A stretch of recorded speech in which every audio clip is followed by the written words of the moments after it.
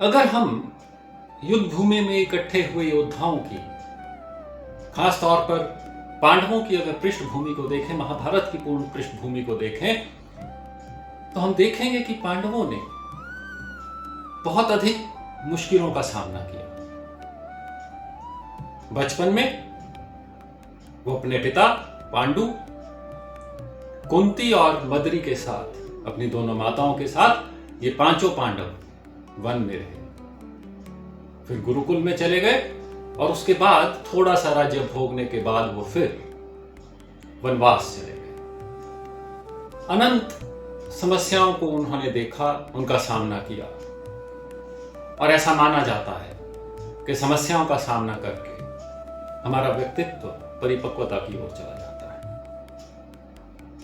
अर्जुन का व्यक्तित्व भी यहां पे हमें परिपक्व दिखाई देता है। उन्होंने जो कारण दिए युद्ध ना करने के, वो कारण कोई कमजोर कारण नहीं थे, और उन्होंने कारण केवल निजी कारण नहीं दिए, उन्होंने समाज, शास्त्र, एक बुद्धिमान व्यक्ति जो भी ये बातें कहे, ऐसी बातें करेगा, वो उन्होंने करी। सबसे पहले उन्होंने रिश्तों को उठाया कि मैं अपनों को नहीं मारना चाहता। एक और पहलू उन्होंने उठाया कि शास्त्र कहता है कि अपनों को मार के सामाजिक विघटन होता है, और ऐसा युद्ध जो समाज को नष्ट कर दे, समाज के परंपराओं को, समाज के मूल्यों को खत्म कर दे, वो युद्ध करने लायक नहीं है। उन्होंने शास्त्र की बात करी, उन्होंने अपनी बात करी कि ये पाप है अपने लोगों को मार दे। और एक सामान्य व्यक्ति इसी प्रकार सोचता है, मेरे साथ ये क्यों हुआ, मैं ऐसा क्यों करूं। उचित और अनुचित का विचार हम करते रहते हैं, और वो जो उचित और अनुचित का विचार है वो कहीं ना कहीं आकर रुक जाता है। हमारा जो भी ज्ञान है वो एक ना टूटने वाली दीवार, जिसे हम वजह कहते हैं, वहां पर आकर रुक जाता है। हम हर चीज की वजह ढूंढते हैं, लेकिन जो विवेक है वो उसके परे। विवेक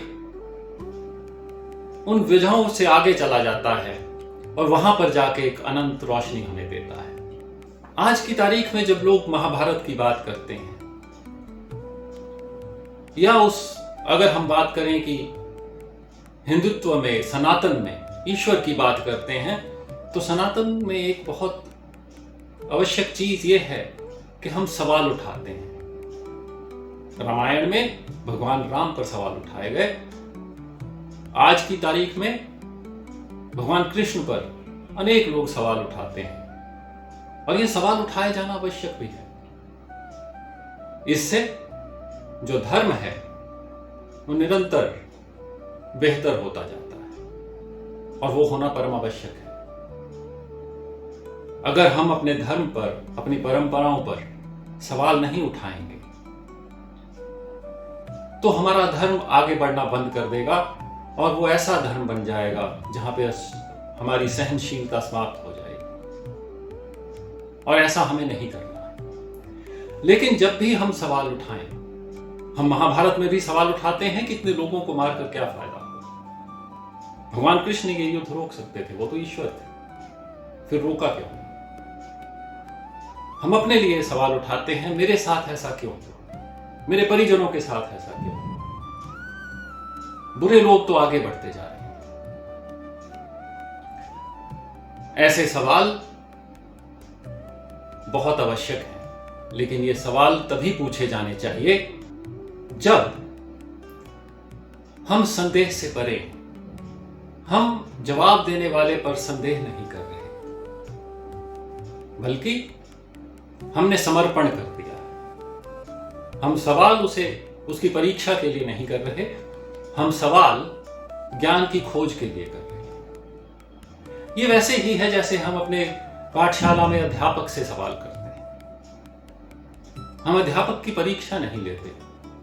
हम जब सवाल करते हैं तो हम उम्मीद रखते हैं कि वो हमें इसका सही उत्तर देगा। हम पहले से ये निर्णय नहीं कर लेते कि मेरे अध्यापक के पास इसका उत्तर नहीं है।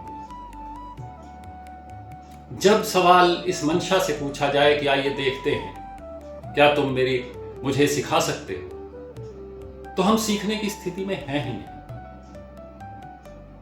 फिर तो हम विवाद करने की स्थिति में हैं। और उस विवाद को निष्फल होना सुनिश्चित है। जब आप भगवत गीता में आगे बढ़ेंगे तो आप पाएंगे, और हर व्यक्ति के साथ यह होता है, कि आपको एक अनूठा, एक अलग उत्तर मिला है आपके प्रश्नों का। जो उत्तर मुझे मिला, निश्चय ही वही उत्तर आपको नहीं मिला। ऐसा क्यों है? ऐसा इसलिए है क्योंकि हमारा अंतःकरण अलग है। अंतःकरण किस चीज को मिलाकर बनता है? अंतःकरण इंद्रियां, मानस, बुद्धि, अहंकार, इन सब को मिलाकर बनता है। मैं और आप एक ही स्थान पर हो सकते हैं, और आपको हो सकता है कुछ शोर सुनाई दे रहा हो और मुझे नहीं। ऐसा नहीं है कि मेरी कानों की इंद्री उस शोर को पकड़ नहीं रही है, लेकिन मेरा अंतःकरण उस पर ध्यान नहीं दे रहा, इसलिए मैं उसे नहीं सुन रहा। इंद्रियां संदेश लाती हैं, और उस संदेश को हम अपने अहंकार को हम कहें, जो हमने अपना चित्र अपने अंदर बना रखा है, अपनी मूर्ति अपने अंदर बना रखी है, उसके अनुसार मन और बुद्धि मिलकर अंतःकरण में भेजते हैं, और अंतःकरण उसका एक अर्थ निकालता है। तो इसलिए जो भगवत गीता से हमें ज्ञान मिलेगा वो हम सब के लिए अलग होगा, लेकिन वो ज्ञान, वो विवेक, आज विज्ञान का समय है, और हम विज्ञान में बात करते हैं कि अगर किसी चीज का साक्ष्य नहीं है और उसे बार बार नहीं किया जा सकता तो वो सही नहीं है। तो क्या गीता का ज्ञान बार बार हर व्यक्ति को मिल सकता है? बिल्कुल मिल सकता है। और वो जो ज्ञान है उसमें थोड़ा बहुत फर्क होना इसलिए आवश्यक है क्योंकि हमारी इंद्रियां, मानस, बुद्धि और अहंकार अलग अलग स्थितियों में है। उतना अंतर जरूर होगा, लेकिन हम उसे बार बार कर अवश्य पाएंगे। जो साक्ष्य हैं वो भी 3 प्रकार के। पहला साक्ष्य है प्रत्यक्ष, जो मैं, आप, हम सब देख सकते हैं। किसी कमरे में एक मेज पड़ा है तो हर व्यक्ति कहेगा ये मेज पड़ा है। प्रत्यक्ष है। सूर्य का उदय होना प्रत्यक्ष है। दूसरा है अनुमान। हम अनुमान लगाते हैं ऐसा होगा। सबके अनुमान लगभग, जिन लोगों को जिन्होंने लंबा जीवन जिया है, उनके अनुमान एक जैसे होने शुरू हो जाते हैं। वो भी एक साक्ष्य है। और तीसरा साक्ष्य है अपवाक्य,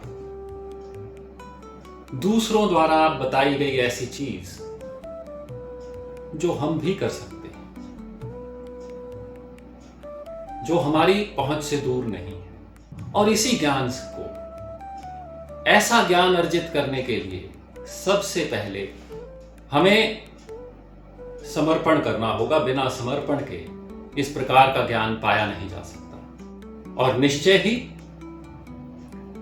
इस ज्ञान को बार बार दोहराया जा सकता है। उसके लिए आवश्यक है हमारे मन की स्थिति ऐसी होना जहां हम उसे स्वीकार करने के लिए तैयार हों, जहां हम सीखने के लिए तैयार हों, जहां हमारा अहंकार खत्म हो गया हो और ईश्वर के आगे हम समर्पित हो गए। उस ज्ञान के लिए तैयार रहिए। संख्या योग में उस ज्ञान की पहली कड़ी को हम समझेंगे।